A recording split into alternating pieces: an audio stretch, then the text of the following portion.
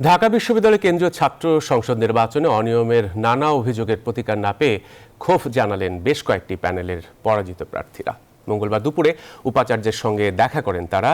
এরপর সাংবাদিকদের সামনে বলেন প্রশাসনের ভূমিকা হতাশাজনক। তবে এসব বিষয়ে কথা বলতে চাইলে সাংবাদিকদের এড়িয়ে কার্যালয়ে ত্যাগ করেন ভিসি নিয়াজ আহমেদ খান। ডাকসু নির্বাচনের পর পেরিয়েছে প্রায় ১৩ দিন, উঠেছে নানা অনিয়মের অভিযোগ। এ বিষয়ে বারবার লিখিত অভিযোগ জানিয়েছেন বিভিন্ন প্যানেলের প্রার্থীরা। ভোট গ্রহণ এবং গণনা নিয়ে ওঠা বিভিন্ন অভিযোগের বিষয়ে প্রশাসনের ভূমিকা নিয়ে অসন্তোষ প্রকাশ করেছেন নির্বাচনে অংশ নেওয়া প্রার্থীরা। মঙ্গলবার দুপুরে উপাচার্যের কার্যালয়ে যান একাধিক প্রার্থী। পরে গণমাধ্যমের সামনে ক্ষোভ প্রকাশ করেন তারা।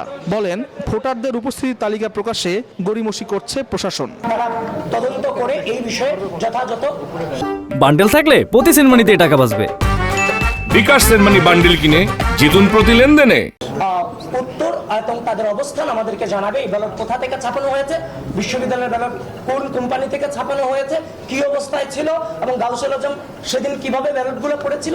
ইচ্ছা করলেই সিসি ফুটেজ এগুলো কালেক্ট করা যায়। তারা বলেন, অনিয়মের অভিযোগগুলো নিয়ে প্রশাসন নানা অজুহাত দেখাচ্ছে। কর্তৃপক্ষের এমন ভূমিকা হতাশাজনক। যত নির্বাচন প্রক্রিয়াগুলো থাকবে অভ্যুত্থান পরবর্তী সময়ে, সেগুলো সবকিছুই যাতে স্বচ্ছ থাকুক এবং একটা সুষ্ঠু এবং নিরপেক্ষ নির্বাচনই যাতে আমরা দেখতে পারি।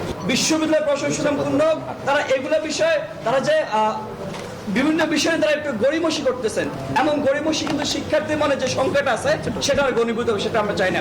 এসব অভিযোগের বিষয়ে সাংবাদিকরা বক্তব্য জানতে চাইলে কোনো সদুত্তর না দিয়েই কার্যালয় ত্যাগ করেন ঢাবি উপাচার্য নিয়াজ মোর্শেদ খান। এই রাষ্ট্রের গণতন্ত্র পুনরুদ্ধারে আল মোহাইমিনুল খান, নিউজ 24, ঢাকা।